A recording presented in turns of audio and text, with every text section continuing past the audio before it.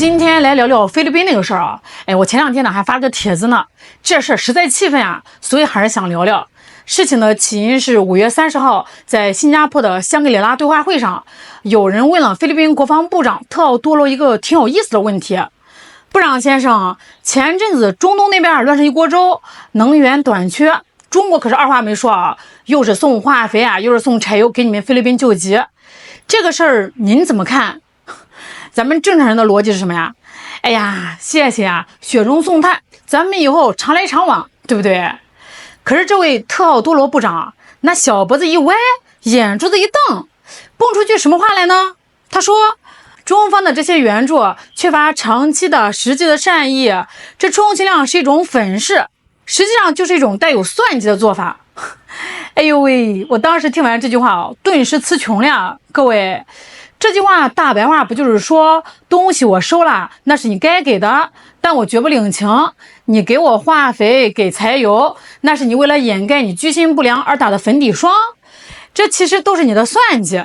好家伙啊，我见过吃完饭嫌菜咸的，但我真没见过吃完饭把碗一摔指着厨子鼻子骂的。这波操作三哥看了都得直呼内行啊，这不就是妥妥的端起碗吃饭放下筷子骂娘吗？就是一句话，恶心。可是在特奥多罗眼里，咱们那几万吨化肥、几千万升柴油都是大风刮来的，还让咱们欠他们费方的。这种逻辑全世界除了那种顶级巨婴，你还真找不出第二家。咱们往回倒几年2016年杜特尔特老头子在位的时候，中菲关系那可是蜜里调油啊。中国对他怎么样呢？那真是拿出了大哥带小弟的诚意。菲律宾闹台风，咱们的救援物资是一船一船往那儿拉呀。他们的农民种地没技术咱们是手把手的教怎么搞杂交水稻。他们要搞基建没钱，咱们是大笔的优惠贷款直接奉上。那个时候老杜多清醒他说跟中国吵架没用，只有合作才能吃饱饭。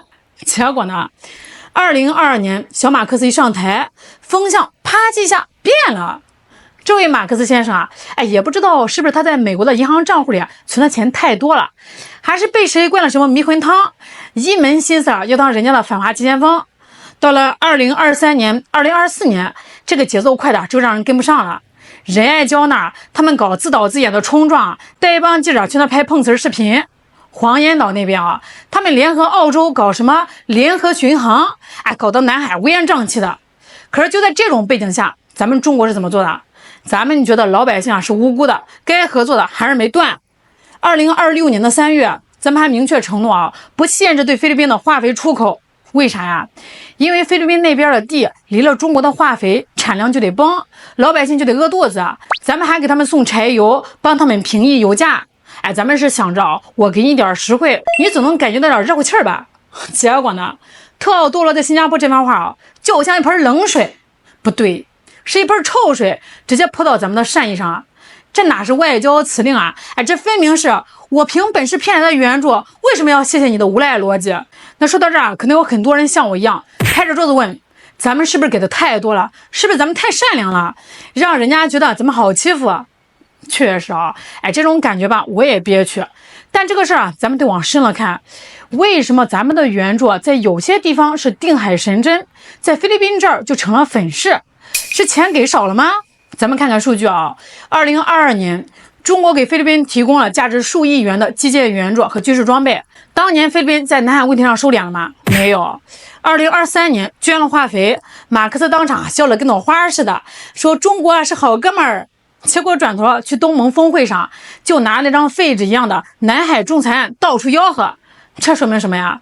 说明在这些政客眼里中国的援助压根就不是合作，而是白捡的便宜。在他们看来，灾难来了找中国拿，那是人道主义，你不给呢就是你不大度，拿完之后我就去抱美国的大腿，那是地缘政治那是我的原则。这套模式对菲律宾来说成本极低，收益极高。反正我不管怎么折腾，中国最后呢还是会看在大局的份上给我送化肥。这种零成本闹事的心理才是他们敢在香格里拉对话会上阴阳怪气的底气。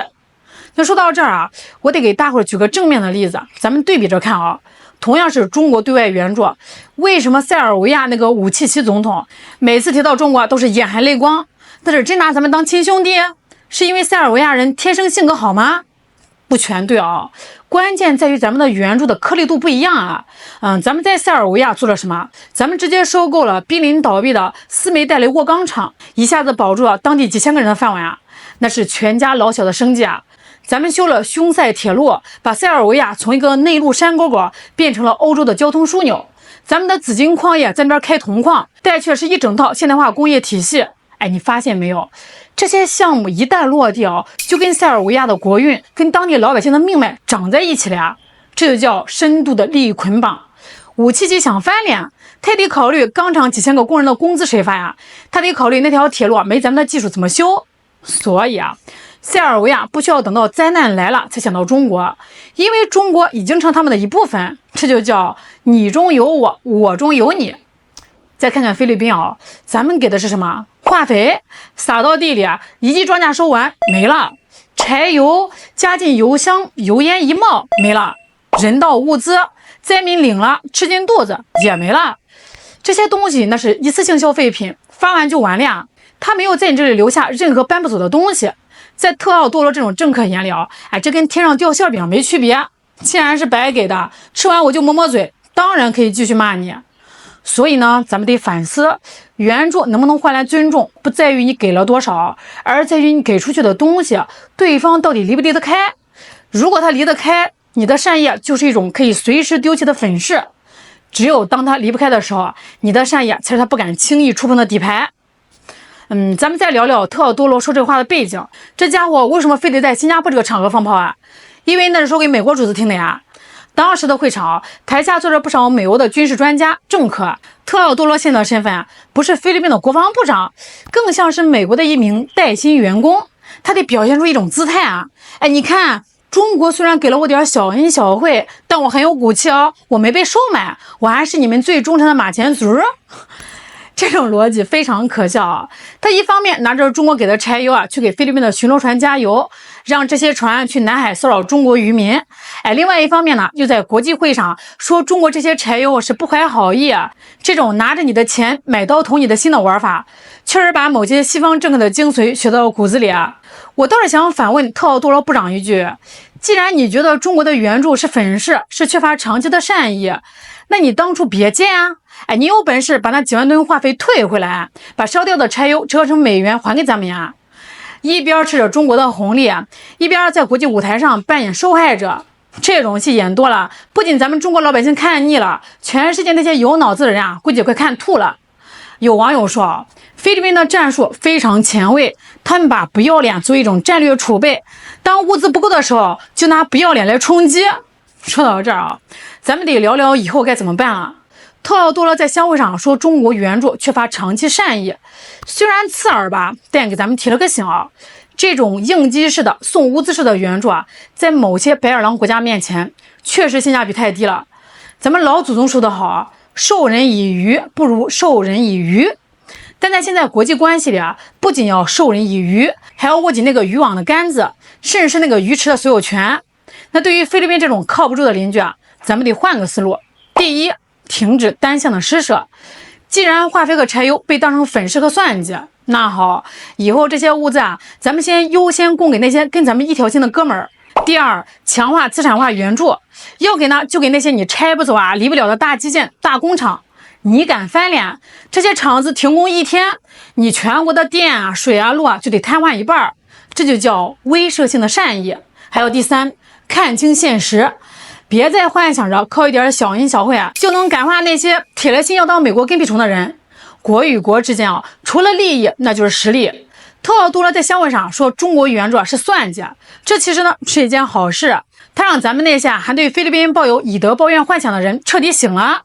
善良是有限度的，大方是分人的。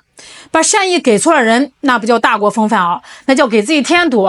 把自己宝贵的资源给了特奥多罗这种人最后换来的一定是更尖锐的挑衅和更恶毒的诽谤。回顾一下菲律宾这波操作，其实就是典型的地缘投机。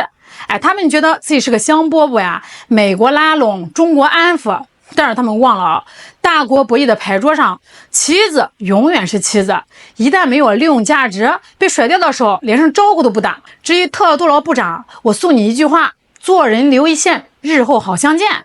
你现在在新加坡喊的有多响，以后菲律宾农业崩溃、能源枯竭的时候，你求人的姿态就有多难看。到那个时候，不知道你口中那个有着长期实际善意的大哥，会不会给你送哪怕一袋化肥呢？咱们也得长点心了，花出去的每一分钱都得听个响，都得换来实打实的影响力。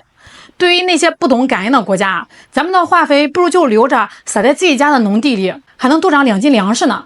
咱们就等着看这一波算计论调之后，马克思政府下次闹饥荒的时候，还有没有脸再来求咱们？好啦，今天就聊到这儿啦，我是小兰，咱们下期再见。